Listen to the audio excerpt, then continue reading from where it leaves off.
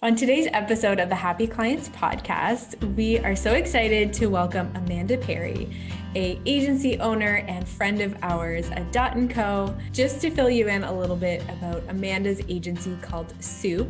They are a digital marketing agency based over in the UK, and they specialize in results-driven performance marketing for e-com brands. They have an in-house team of 27 people, and they have grown significantly over the last year.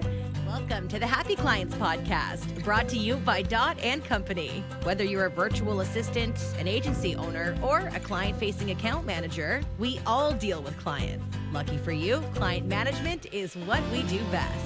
Now, let's dig in, chat cam life, and have some fun along the way. Here's to Happy Clients. On today's episode, we are going to dig into how Amanda has grown her agency from the ground up, from bankruptcy to successful agency and everything in between. So let's get started. Walk us through kind of the last 2 years and how you've taken it from just you to a huge team. Yeah, so 2 years would have been, I went to New Zealand to work with Kat in 2019. So I kind of say that the business that Soup started really in like May of 2019. So May of 2019, there was 2 of us, which we grew to a team of 5, I think. I think there was 4 or 5 of us kind of by the Christmas 2019. Coming into 2020, so certainly what I definitely know is that in March of 2020, when the whole of the UK went into lockdown, there was 5 of us. We left the office as 5, and we go back as a team of 27. So that period of working from home, the world being in chaos, the world being in, but certainly our individual countries, we felt it on kind of a more national level, didn't we? Of just being absolutely in turmoil, like no one knew what was going to happen, or we kind of left the office thinking this could be it, we could just lose all of our clients overnight. And obviously we knew that if the high street shops were going to close, people would be shopping online, but we didn't even really know we certainly didn't know how long it would be for, or what that kind of ripple effect would be. So we kind of left the office thinking maybe this is it, maybe we have to think of something else. And then what really, really quickly happened over the next couple of months was I was going to say we couldn't keep up, but we could keep up. We were just kind of, I think there was one day we got 25 leads in, and it was just non-stop, and we were just hiring, and we were lucky, I guess, in that we found amazing people to hire, and we made some mistakes, and there were some people that came and went. I think at one point we got up to 30 and now we're down to 27. And you have to make those decisions really quickly when you're working remotely, because luckily we have the systems set up and the processes that tell us really quickly if someone isn't up to speed and if they're not doing the work that they're meant to be doing. And you have to act on that really quickly when you're working remotely, which isn't always easy. And you can't do the kind of softer stuff that you might do if you're face to face. Yeah, but we just carried on growing through the year to the point now where we are looking at starting to go back to the office, a team of 27. So we need some new desks. So how did you decide to keep hiring? Was it you were having so many leads coming in that it was just like you were just kind of continuing to grow based on that, or how did you kind of know? Yeah, I mean, I've never had a plan. There's never really been a plan. In 2019, when I was thinking of growing the agency, and I thought it'd be really nice to have a team of 10 and just kind of have a really manageable team and keep the client numbers low, and do a really great job on each one. And then everything just went into kind of disarray last year, and by not having a plan, although a team of 10 was the kind of loose plan, by not having a plan, we were just able to take the opportunities as they came up, and we were consistent with only taking on the right clients, people that were a good fit for us, that could keep up with the growth. that it was going to work for, that the numbers would work for. So we didn't stray from our ethics or anything like that. It wasn't a case of taking everything that came to us, but demand was just so high that we were then filling positions based on, we have a budget allocation for labour. And so it's funny in agencies, as you'll know, because you're always slightly ahead of budget, because you're like trying to hire a month or so before you're going to need someone to get them in and trained and hitting the ground running. So it was kind of chicken and egg with that. We were playing catch up with that a bit, but we made some really, really great hires. And I guess at a time when everyone else is laying people, or a lot of other agencies, even, a lot of PR agencies, traditional ad agencies, were laying people off, we were able to help them and make some really good hires. Yeah, you snatched them up. Yeah. And just to piggyback on that, Amanda, let everybody know that there's you and Debbie, and then kind of what was like the next sort of organic hire that you guys had to lean into. So the team at the moment is Debbie and I. So Debbie's our MD. Debbie and I worked together in one of my previous businesses that completely failed and I ended up bankrupt from. And she had to leave the business in the end because it was just so chaotic and the wheels were coming off. So she left. We didn't see each other for 5 years, and then we bumped into each other and I was telling her about the business and she was like, oh, it sounds really exciting. And so she came and joined me. She was my first hire, and there wasn't really a job title. It was just come and help. Like, I need someone to keep me organized and help me out. I'm good with like the ads and the marketing, but come and talk to the clients, keep me organized. And then so within a year, maybe 14, 15 months, she was MD of the company. And then underneath that, we have like head of strategy, a product manager, production manager, and then sales and account management. But thinking about our first hire after Debbie was Marley, who's an intern, who's now our kind of tech manager and looks after all of our systems. She did a 3-month internship with us, and then she's progressed really well. And then after that, it was more sales and delivery roles. So sales, and then building out the ad management team. Yeah. And now we've got an ad management team, content management, and who handle all the emails and creative as well. And yeah, the account management team and the sales team. So yeah, we've got a lot going on. Sounds like you've trusted your gut in terms of hiring for the needs of the business rather than mapping out specific job descriptions before you even knew if you needed them. Yeah, I think it's very instinctive, which for me is great, but for the team isn't so great, because I'll just go, we'll be kind of moving in one direction. I'll go, I've got it. It's all clicked into place. I know it. And they're like, oh God, what now? What's changing now?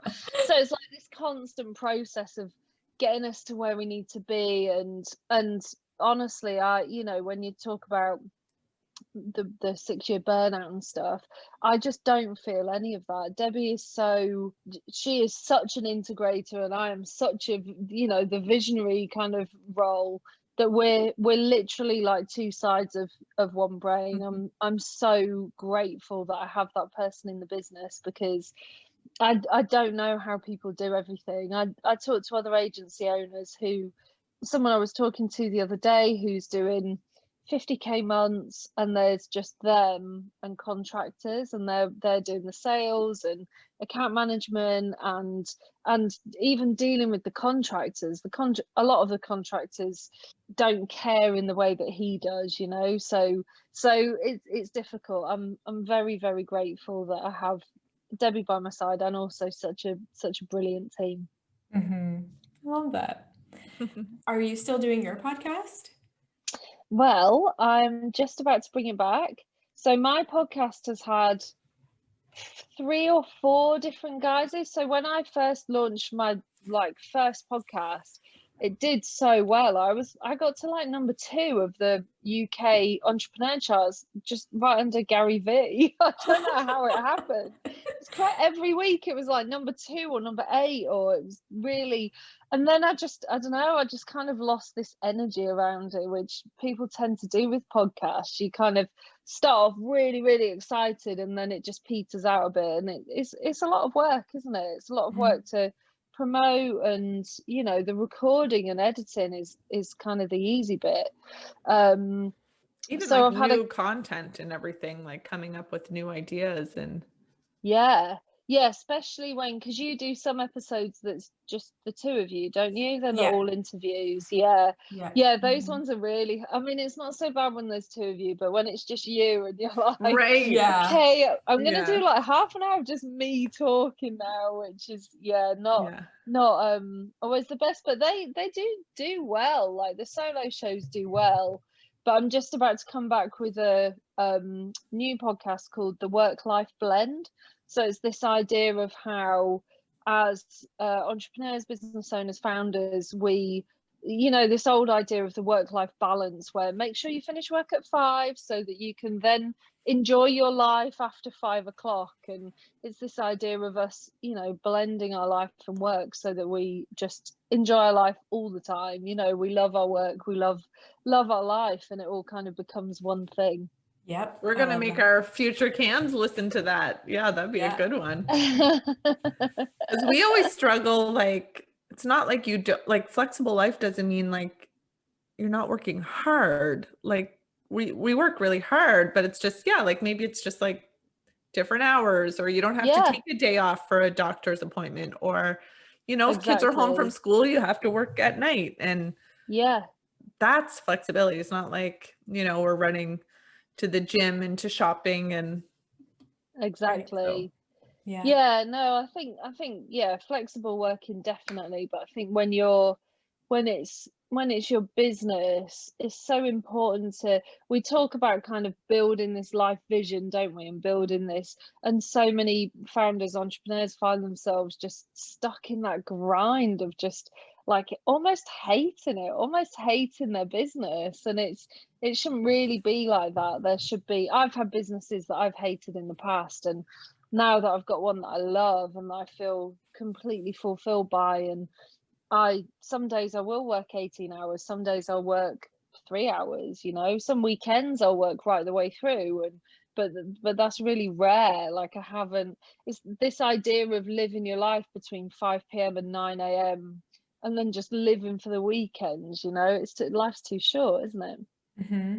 And I feel like, especially in the entrepreneur founder world, there's a lot of talk about this lately of like, I was on this mastermind call last night where they talked about the life cycle of a founder and how after 6 years, most founders just burn out and they just can't take it any longer unless you hire someone to kind of run the business side of it, just because it's not just a business. If you're the founder, it's your ego, it's your baby, it's everything you have, it's your reputation, it's all these things. It's your identity, isn't it? It's your identity. It's more than just a job, right? And Mm. it's really interesting to think about that and how that kind of translates into how you live your day to day, because as the founder, it's like you feel like you have to be a part of every piece of the puzzle when you're just a glorified bottleneck. And like it's really hard. And I think your new podcast coming out, I'm sure you'll touch on that, but it's kind of like I'm finding for myself, like you go through phases where it's like, oh, this is really, really fun, da, da, da. And then you grow a team and you're like, oh my, what do I do with all these people? Like, it's just like this weight. And like, I think it's really important to understand that you're not alone. Yeah, definitely. I think, did you read Rocket Fuel? Have you read it? Yeah. It's that, isn't it? It's that idea that you can't be everything to everyone. And if you're a visionary, the chances are is that you're one person. You're never going to have a management team. Everyone's just going to report to you, because you won't give up control. You won't allow them to. And if you're just an integrator, everything's going to become so process driven, that there's no creativity and no fun left in it. So it's kind of having that balance, isn't it? And we've been through, God, you know, we've been through huge growth in the last year, and with that comes growing pains, not necessarily at the time, but now that we're starting to come out of lockdown, we're kind of suffering from a bit of whiplash, where we're like, wow, that was a lot, wasn't it? We need to kind of settle down and, you know, plan the next stage of growth. So Yeah. yeah, it's definitely a wild ride. Yeah. So I want to hear more about your course and how you kind of funnel people through to your agency, because I know you have some services that come before that.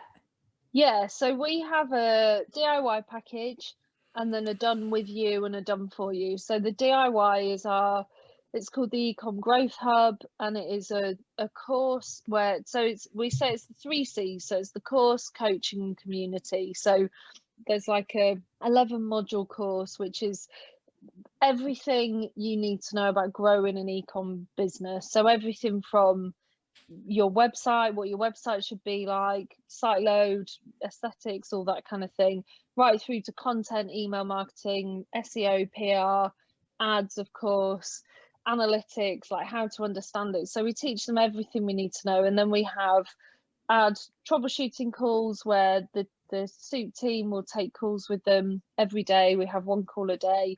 And then there's in total like 50 calls across the month.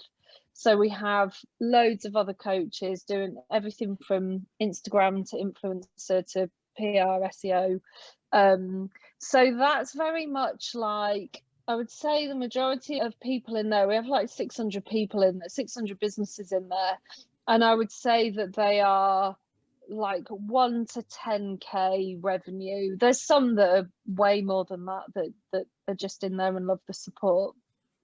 So a lot of them will never move through to Soup. They'll never come through to the agency. But in between that, we do have a done with you package, which is the hub. So they get access to the hub and the course, but then 1-to-1 ads calls. So they're not kind of waiting on the calls for support. They get half an hour a week with an ad manager.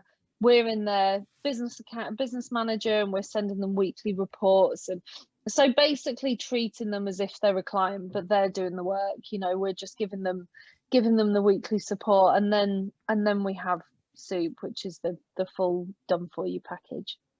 Wow, cool. So how many people would you say go from just the hub into done with you and then with you to Soup? We don't have accurate data on it yet, because we keep changing the done with you package. We're still trying to get it right, and we've just completely revamped it. But certainly we get 50% of our Soup leads come from the hub.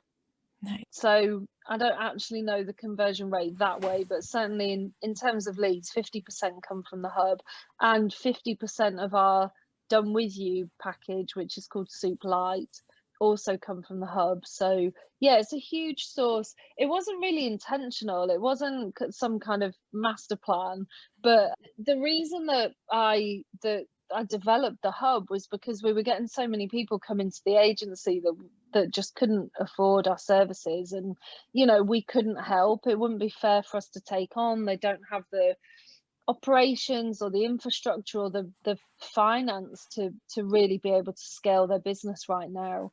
A proportion of them that do go in there and do manage to do that and then come to the agency. There's also a huge number of them that go in there and have no intention of ever using an agency. They like doing it themselves. They just want to know how to do it properly, and that community is so valuable to people. Mm-hmm. I love that remote too, because while, there's so many perks to working remote and kind of in your home, but also to have that sort of lifeline when you need it is so important. Yeah, And I can imagine people, there's probably like people that hop in there maybe once a month or something, but yeah. just to like use it to its full potential would be really awesome. Yeah, definitely. And it's really interesting to see the kind of evolution of the community in there as well, because it started off very much like, can I need help with my ads, and talking about the course, and now I would say 80% of the questions are about hiring, or postage charges, or registering for taxes, or those the things that we don't really cover in there, but they have this pool of small businesses who someone's going to know the answer to that. Someone's going to have been through it, had to go through registering barcodes or whatever it is. There's nothing to do with the course or the purpose of them being there, but it's this really nice kind of almost self-sufficient community. It's lovely. Yeah, I like that. That's cool. So I just want to touch on, like, growing an agency. Obviously, there's a lot of parts, and it takes a mindset of growth and not being scared to grow. So any advice for agency owners, i.e. us, in this growth phase of just kind of taking it from maybe like a team of 8 to that next kind of big jump and just like going for it? So any advice? It's a really difficult one, isn't it? Because honestly, if COVID hadn't have happened, who knows where we would be? I don't think we'd have a team of 27, maybe 20 or 18 or something. I think my thoughts on growth are, it's like a cross of timing and opportunity, isn't it? Like when you think about luck and what part luck has to play in it. So I think I'm lucky in the sense that I don't have children, I don't have other commitments. I've been able to work on this 24/7 if I needed to. A lot of people, when there are other commitments, don't have that. I think that I have been lucky again in finding a great team and being able to build that, and I wouldn't have been able to build that without that really strong foundational team. In terms of my mindset, I've done a load of mindset work with loads of different people, and a few years I did quite a lot of money mindset work and realized that I was really, really holding myself back. And there was quite a lot of work I went through there, realizing that because I've been through this bankruptcy and I was really sort of limiting myself and had a lot of anxiety around money. So freeing up a lot of those blocks definitely helped.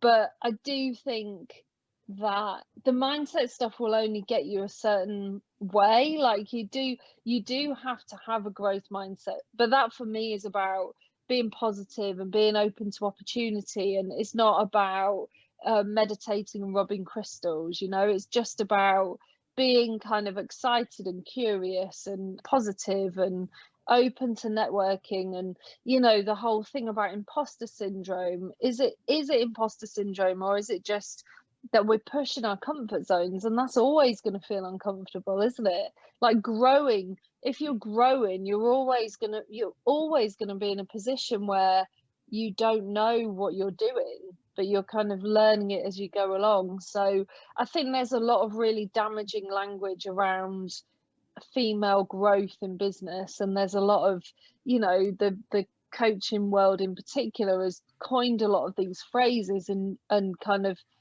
feed them back to us as women to keep us like buying more and learning more. And mindset's a huge one, isn't it? Mindset's such a broad term. It applies to so many things and can apply to so many things. For me, definitely it's about staying positive, staying grateful. That's a huge one. Like I never take anything I have for granted.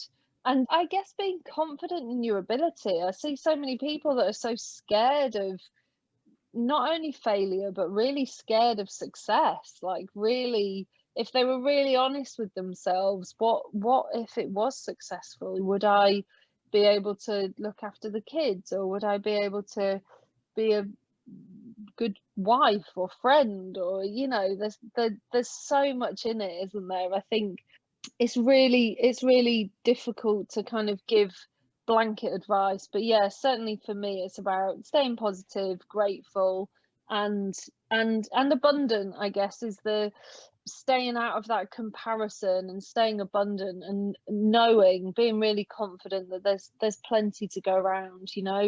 There's so many agencies in the world. If you if you had that fear of competition, you'd just never get started, would you? Love that. Best advice we could have ever asked for. Yeah. We're just over here taking notes. Yeah. But Soaking it all in. it's so, yeah, so relatable, right? It's like you can't be scared. There's risks in everything you do. There's risks in not doing something.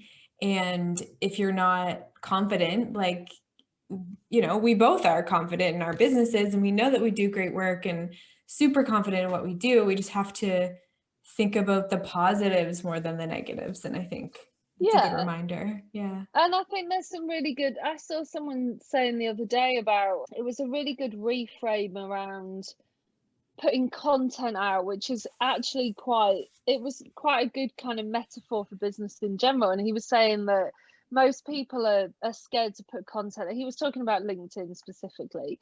Most people are scared to put content out because they think, what if no one engages with it? What if no one likes or comments? But he said, I think of it the other way. I think, what an amazing opportunity for you to hone your voice and create your kind of lane online and your personal brand while no one's looking. Like, what an amazing opportunity to be able to do that and really practice what you want to talk about and how you want to talk about it and be confident in that. So I think there's so many reframes that we can make, isn't there, where we're thinking, oh, a podcast is a great example. What if no one listens to it? Well, so what if they do? If they don't, we've created it, we've put it out, it's content, it's great for your development, it's, great for kind of having out there for clients to listen to. And I think so many people are stuck in that fear of failure, I guess, or fear of the unknown, that they just never get off the starting blocks, which is such a shame. Mm-hmm. Yeah, so true. I have a question, and it's kind of reverting back, but we'll go there. But I kind of wanted to know, like, the avatar of, I guess the end avatar is like somebody who's in soup, like working with you, that 50%, but like, where did they start from? Like, if we kind of go back, like, how does that avatar kind of come in, maybe goes to the hub? Like, how does that person, like, who are they? And I guess maybe like the evolution of it all. Yeah. So I think of it in terms of our content. So the hub people are definitely on Instagram. So last year I did a really big push on my Instagram and I grew it from 2,000 followers to 18 and a half or something. And I spent a lot of time on it and a lot of organically. Yeah. Way to go. Yeah, so I spent a lot of time doing that, and that's because the hub people are on there. They're on there and they're desperate for help, They're really overwhelmed in their businesses. They're probably selling on Etsy, maybe have just started a website, or maybe have a website but haven't really mastered that. They're the typical person that would say, right, website check, Right. launch the website and then just wait for sales, and don't have that e-commerce mindset where they don't understand the art of driving traffic to their website. That's really where they are. Soup clients are much more on LinkedIn, which I'm trying to get into it. I'm not a huge fan of it at all, but our soup clients are much more on there. Some of them are on LinkedIn. The higher, we don't tend to go for the bigger brands. We're doing some work with some big brands now, but we don't tend to go for the bigger brands. We tend to go for the 20 to 50k a month kind of e-commerce brands, and always founder led. We love working with founder led brands and having that direct impact on their life, and rather than them reporting increased share value to the board, they're kind of telling their kids, or having a better Christmas, or buying their kids better toys and putting better food on the table. So it's always founder led brands, and it's just where we catch them. So we are looking at the moment of, how do we not increase the value of our clients to us, but how do we go after those bigger projects and those clients that do want to scale and want to scale quicker, and they're not really on Facebook. Our strategies that used to work for lead gen aren't really working anymore for that. So we're having a big overhaul in terms of our lead gen strategy. But certainly the hub people are on Instagram. They want help, they want that guidance, and they want that one person to listen to. They've really got wise to the fact that everyone can be right, but everyone's going to tell you something different, and that is even more confusing. Like, pick one person that you trust, do your homework, but pick one person and listen to them, because I'll say something, someone else will say something, and they're all right, but they're just different approaches, and that can be even more confusing than trying to work it out yourself. Yeah.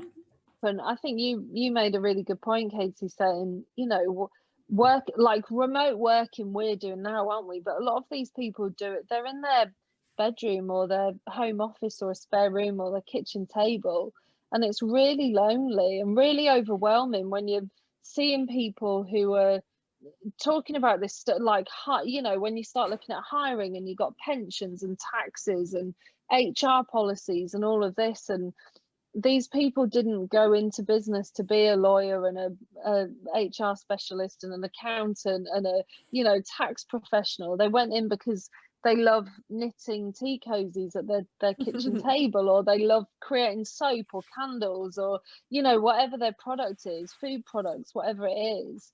And it can just be so overwhelming, and that's not them being stupid or not being capable. It just is there's a lot that you have to do, and there's a lot you can get wrong. In business you can get into trouble quite quickly, and you don't even know you're walking into it. Well, I definitely feel like, Amanda, you've learned from the best. You're becoming the best. Maybe you already are the best. I don't know about that. But some definite great takeaways. And I know both Taylor and I learned something. I'm sure you did, Taylor, but it's so nice to kind of even speak with people that like understand and are open to like different processes and different, you know, kind of paths along the way, which is really inspiring, because not everybody's going to take the same path, and it looks different, and there's no like magic formula to I don't think there is even. There isn't. I always think it's funny when people have this kind of really set path, you know, even when you're saying about mindset, and I think I wish I had something really concrete to tell you. I wish I said, I, you know, get up at 4 a.m. and I have a green juice, and then I journal for an hour, and then I do my meditation. But it's just not that, is it? It's just things aren't neatly packaged like that. I think our growth is a combination of luck and timing, and my kind of my mindset and my desire to grow a business and my knowledge and understanding. And it's kind of I love the Steve Jobs quote where he says, you can only join the dots looking backwards. And when I look back at my business 10 years ago when I was bankrupt, and it was the worst thing that could have happened to me, but now looking back, I'm not going to say it was the best thing, because it was horrendous, but you learn so much and you develop so much grit and resilience from events like that, and from those failures, that you do have a different approach the next time. It's that's experience, isn't it? It's not having all the answers, it's just having a different approach, like approaching something with this kind of like a different lens, I guess. So I wish there was a concrete answer, but it's a mixture of all of those things, isn't it? I'm not waking up at 4 a.m. having a green juice. Definitely that's for not. sure. No, I ain't waking up at 4 a.m. for no one. No. Well, Amanda, thank you so much for coming on our podcast, and it's so good to reconnect after a year and a half and just see how both of our businesses have changed so much and grown. That we like put a timestamp on that. That was the quickest and longest, thanks COVID. Oh my God. But it was a quick year and a half since we spoke. So thanks so much, Amanda. You've always been top of our list. We've always been like, gotta get Amanda. Oh, that's so good to know. Oh, thank you. Well, thanks for asking me, and thanks for some great questions. Awesome. We'll have you on again. Until next time, cheers to happy clients.